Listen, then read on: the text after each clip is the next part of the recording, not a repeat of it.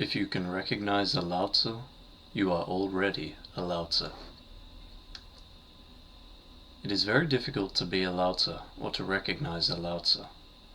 In fact, if you can recognize a Lao Tzu, you are already a Lao Tzu. To recognize a Buddha, you need not be a Buddha, but to recognize Lao Tzu, you need to be a Lao Tzu. Otherwise, it is impossible. The natural man needs no morality. Easy is right. To be natural, to be spontaneous, is right, and transcendence comes on its own. The people who are split against themselves, that biology is something to be transcended, that body is something to be fought, that mind is something to be dropped, anybody who is entangled in all these conflicts will never transcend. One should go more easy. It is not a war field. Your life is an autonomous growth. The first need is of a total acceptance with no reluctance, no unwillingness, no subtle condemnation anywhere in your mind. Lao Tzu is not at all concerned with the extraordinary man. In other religious traditions, the extraordinary is valued very highly. Lao Tzu values the ordinary man. Be as if you are not. Why should anyone even know of you? He asks. Lao Tzu says, you are meaningful in yourself. Your purpose is in your very self. That you are is enough to show that God has accepted you. That you are is enough to show that God stands behind you, just as much as he stood behind Buddha or Lao Tzu. He has given you the same number of breaths he gave them, the same number of heartbeats. He is partial to none. The sun shines as much on you as it shone on them. The winds go past as freely. All existence accepts you as it accepted Buddha or Lao Tzu. But when you do not accept yourself, what can existence do? Lao Tzu says, all talk of ordinary and non-ordinary is pure babble. All comparisons are meaningless. There are variations in the world, but no qualifications. Understand this well. Nothing is superior and nothing is inferior. There are variations. Buddha is different from you. If he has bloomed like a flower, it is because there were never any comparisons in his mind.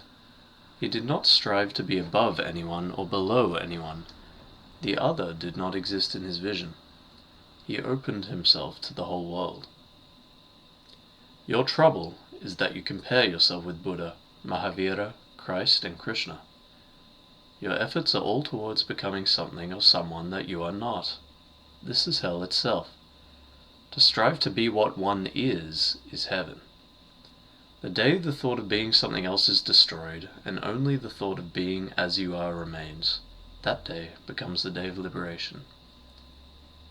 Lao Tzu is very much in favor of the ordinary man. He is in favor of an attributeless man, a nobody. Lao Tzu has talked about pure absolute truth, and has looked upon all conceptions as the only barrier that prevents man from entering his nature. From this are we to assume that religion and truth are beyond the capabilities of an ordinary person? Will the embracing of a simple, natural self, as described by Lao Tzu, remain a rare attainment? It is not beyond the reach of the ordinary man. It is unattainable only by those who consider themselves non-ordinary. An ordinary man is a rare phenomenon. Everyone is non-ordinary. Ask each person you meet. All are non-ordinary. Have you ever met a person who is ordinary? Even if a person says he is ordinary, he will claim to be very, very ordinary. In other words, I am non-ordinary even among the ordinary. Lao Tzu says, become ordinary and you shall attain. Your non-ordinariness is your only hurdle. What is our non-ordinariness? Some men earn wealth in order to be extraordinary. Someone renounces in order to be extraordinary. Our extraordinariness depends entirely on our doing. The more a person does, the more extraordinary he becomes. Lao Tzu says, all is attained by non-doing. Therefore, the extraordinary never attain, because extraordinary means one who has attained something, done something. But it is next to impossible to find an ordinary man. Every person, whether he says it or not, whether he shows it or not, believes himself to be the center of everything. He considers himself to be the exception and not the rule. He takes himself to be the peak and is always working with that assumption. Some attain a certain amount of success and feel happy. Others do not and are filled with despair and inferiority. A sadhaka once approached Lao Tzu and said, "I want peace." "You will never get it," Lao Tzu replied. The youth was startled. "What have I done? What is there in me such that I cannot attain peace?"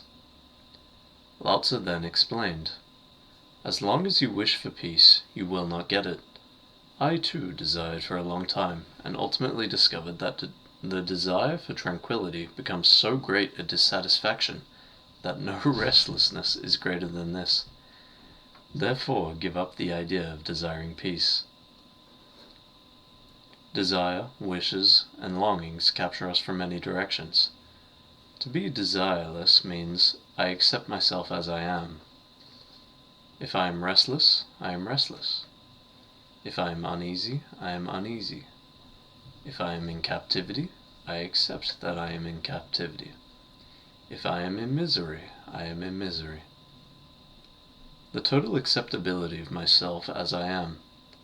There is no question of my being an inch otherwise. I am what I am. Then there is no motivation. Then how can any journey start? Then how can the mind goad you to go here, attain there? Then, what I am, I am.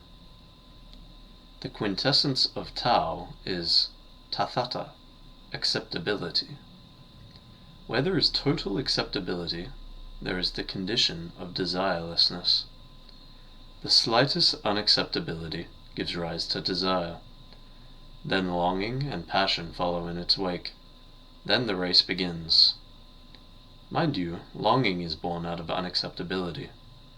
We all live in our longings. If you probe into each desire of yours, you will soon come to know which non-acceptability has given birth to which desire. Which thing you wished was not as it is, which ought to have been otherwise, which ought to have been different, and what desire accrued therefrom.